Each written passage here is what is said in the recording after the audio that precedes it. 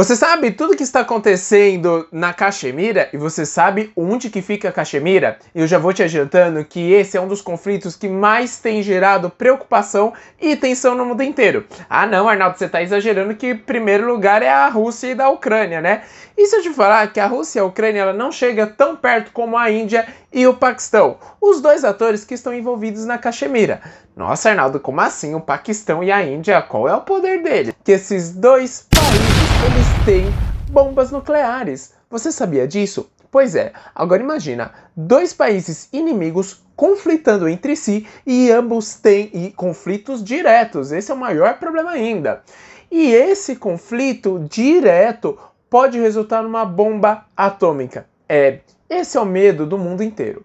Por isso que nós precisamos tratar o conflito da Caxemira com muita atenção e com muita diplomacia. Porque questões, principalmente envolvendo guerra, principalmente questões mais, digamos que, ofensivas, de formas mais ofensivas, não estão com nada. Quando nós estamos falando desse conflito, então, nós vamos ter que retomar um pouquinho de contexto histórico. Você sabia que com o neocolonialismo, tanto a Índia como o Paquistão já fizeram parte da Inglaterra? Pois é.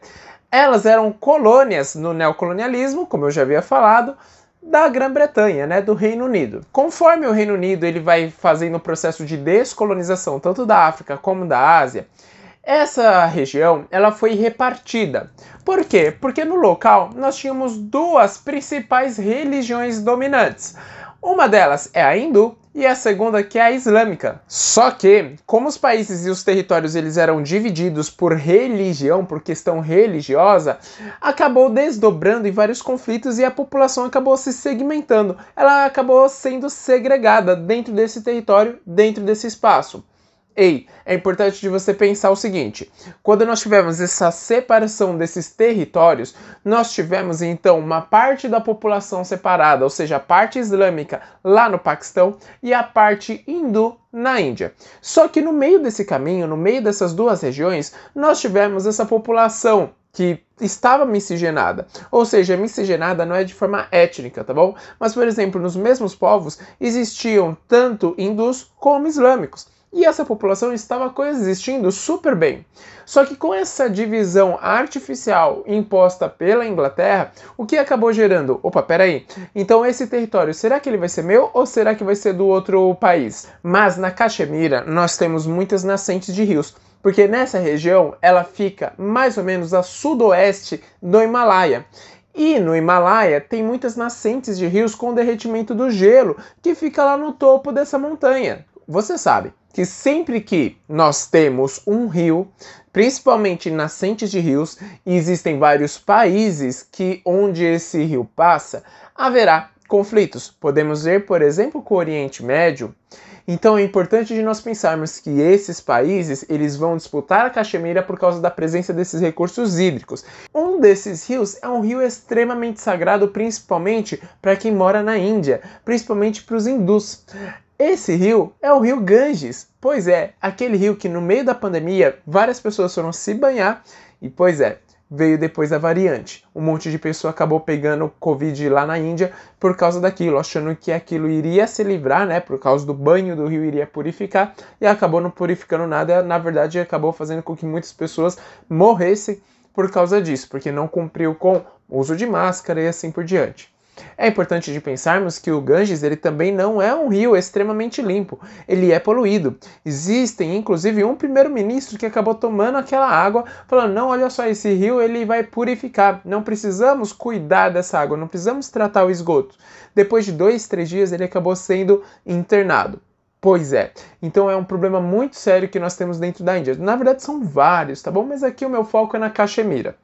Bom, e no caso do Paquistão, então, as pessoas elas começaram a ir para vários lugares. Então, os islâmicos eles começaram a ir para o Paquistão e a população hindu começou a ir para a Índia. Alguns expoentes acabaram surgindo, por exemplo, Mahatma Gandhi, onde ele falava, peraí, nós não precisamos dessa divisão, nós podemos coexistir, as pessoas elas podem coexistir, não precisamos dessa divergência política, religiosa e étnica. Desde 2017, quando nós tivemos uma aproximação de 2006, mais ou menos, 2003, 2006 até 2017, houve uma aproximação entre a Índia e também o Paquistão.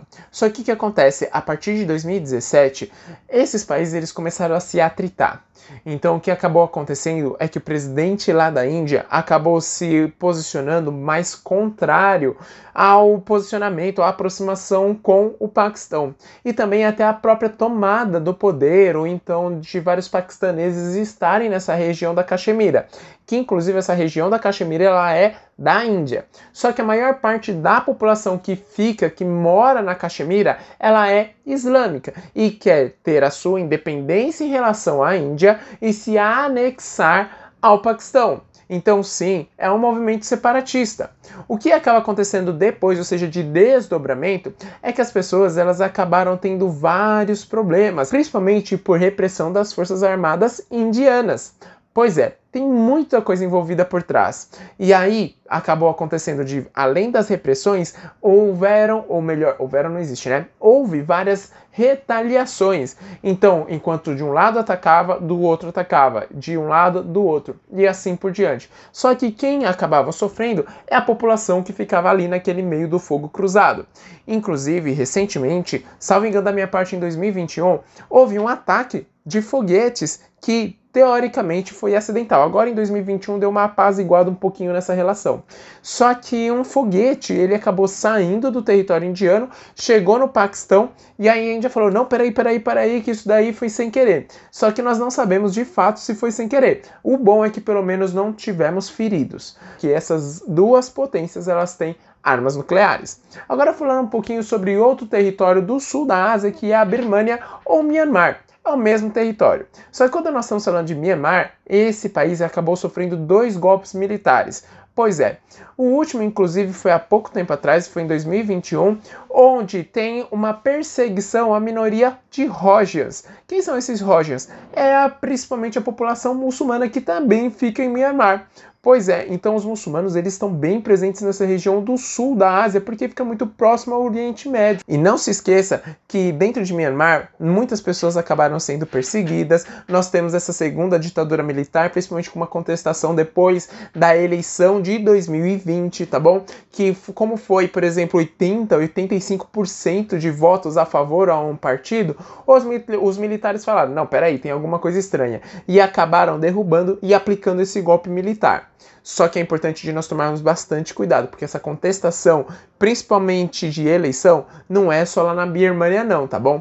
Pois é, por isso que também é importante de nós estudarmos história, não é mesmo, vestibulanda? Já aproveita, se inscreve no canal, compartilha com seus amigos e suas amigas, curte aqui o vídeo e olha só, não se esqueça que geopolítica cai bastante na sua segunda fase. Grande abraço, gostoso e até a próxima!